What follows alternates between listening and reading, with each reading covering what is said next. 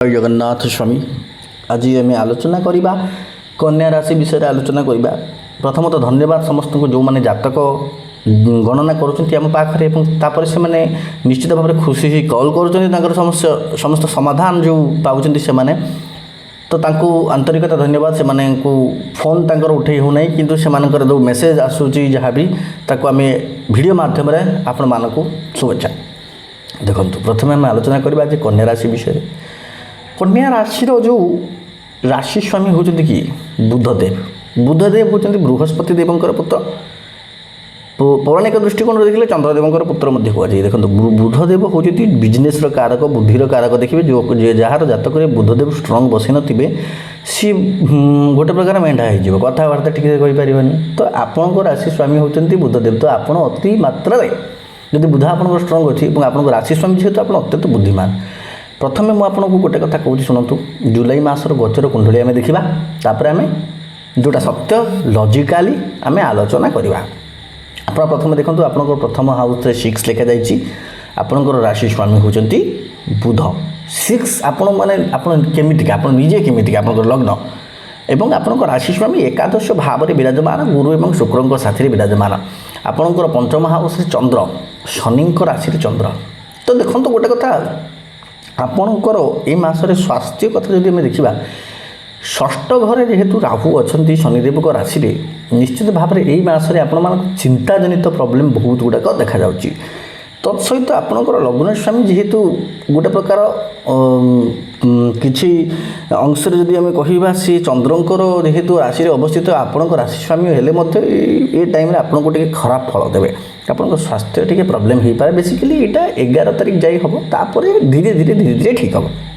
ଯେହେତୁ ଚନ୍ଦ୍ରଙ୍କ ରାଶିରେ ଅବସ୍ଥିତ ଆପଣଙ୍କର ସ୍ୱାସ୍ଥ୍ୟର ପ୍ରୋବ୍ଲେମ୍ ଅଛି।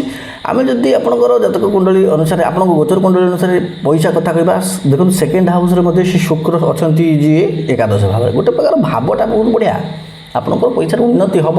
କିନ୍ତୁ ଗୋଟେ କଥା, ଆପଣଙ୍କର ଖର୍ଚ୍ଚ ମଧ୍ୟ ସେତିକି ହେବ। କାହିଁକି କହିଲେ, ଏକାଦଶ ଭାବରେ ଶୁକ୍ର ସାଥିରେ ବୃହସ୍ପତି ୱିଥ୍ ବୁଧ, ଇଏ ନିଜ ରାଶି ତାଙ୍କର। ଶୁକ୍ର ଆଉ ବୁଧ ହେଉଛି ଏମିତି ଗ୍ରହ, ତାଙ୍କ ପାଇଁ ଚନ୍ଦ୍ର, ଆକ୍ଚୁଆଲି ଚନ୍ଦ୍ର ଯାହାଙ୍କର ଅପୋଜିସନ୍ରେ ଅଛନ୍ତି, ସିଏ ଅପୋଜିସନ୍ ପାର୍ଟିରେ ଯଦି ଜଣେ ରହିଲା, ନିଶ୍ଚିତ ଭାବରେ ଖରାପ ଫଳ ମିଳିବ ଭଳିଆ। ଆପଣ ଦେଖନ୍ତୁ, ବୁଧ ଗୁରୁ ଶୁକ୍ର 4 ଯେଉଁଠି ଲେଖାଯାଇଛି, 4 ଅର୍ଥ ଚନ୍ଦ୍ରଙ୍କ ରାଶି। ତ ନିଶ୍ଚିତ ଭାବରେ ଆପଣମାନଙ୍କର ଅର୍ଥର ପ୍ରାରମ୍ଭିକ ପର୍ଯ୍ୟାୟରେ ନିଶ୍ଚିତ ଭାବରେ ପ୍ରୋବ୍ଲେମ୍ ହେବ ଏବଂ ଆପଣଙ୍କୁ ଚିନ୍ତା, ଘର ନେଇକି ଚିନ୍ତା, ନିଜ ସନ୍ତାନ ନେଇକି ଚିନ୍ତା। ଯେହେତୁ ପଞ୍ଚମ ଭାଗରେ ମଧ୍ୟ ଚନ୍ଦ୍ର ବସିଛନ୍ତି ଶନିଦେବଙ୍କ ରାଶିରେ, ସ୍ୱାସ୍ଥ୍ୟଗତ ସମସ୍ୟା, ଇଭିନ୍ ଆପଣମାନେ ଗୋଟେ କଥା ଦେଖିବେ, ଆପଣମାନଙ୍କର ଯେଉଁ କଣ୍ଟିନ୍ୟୁଟି ଚାଲିଥିବ ଅର୍ଥ ଇନକମ୍ର, ସେଇ ଇନକମ୍ର ପନ୍ଥା ବି ଟିକେ କମିବ। ଆପଣଙ୍କ ସପ୍ତମ ଭାବରେ ମଧ୍ୟ ଆମେ ଦେଖୁଛୁ କ'ଣ ନା ଶନି।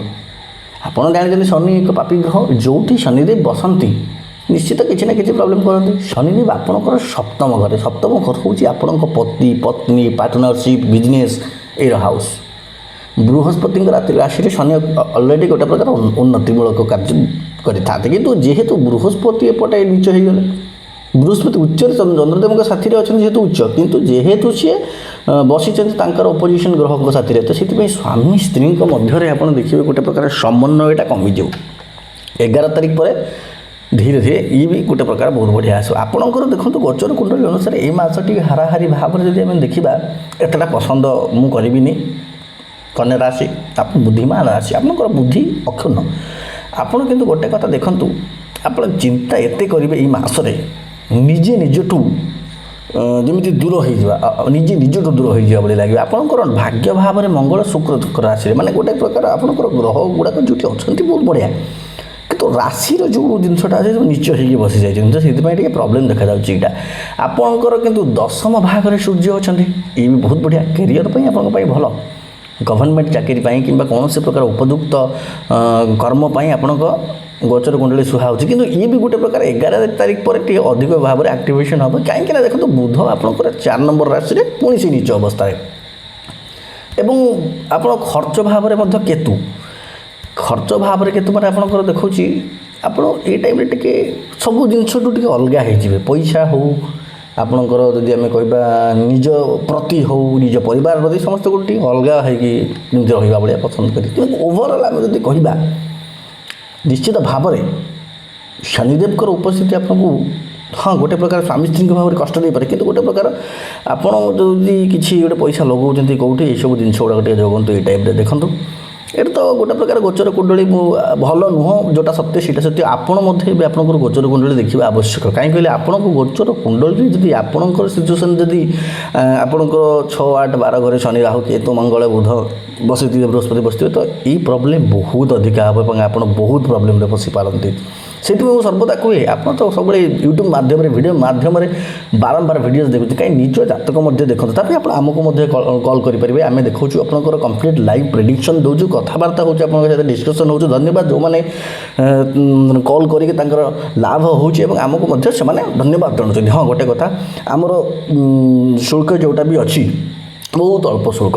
ଆଉ ଗୋଟେ କଥା ସବୁବେଳେ ମୁଁ କୁହେ ହନୁମାନ ଚାଳିଶା ନିଶ୍ଚିତ ଭାବରେ ପାଠ କରନ୍ତୁ। ଏବଂ ଦେଖନ୍ତୁ ଯେହେତୁ ବର୍ତ୍ତମାନ ଗୋଚର କୁଣ୍ଡଳୀର ଅବସ୍ଥା ଏହା, ମହାଦେବ ଏବଂ ମାତା ପାର୍ବତୀଙ୍କର ନିଶ୍ଚିତ ଭାବରେ ପୂଜା ଅର୍ଚ୍ଚନା କରନ୍ତୁ। ଜୟ ଜଗନ୍ନାଥ, ଜୟ ଜଗନ୍ନାଥ, ଜୟ ଜଗନ୍ନାଥ।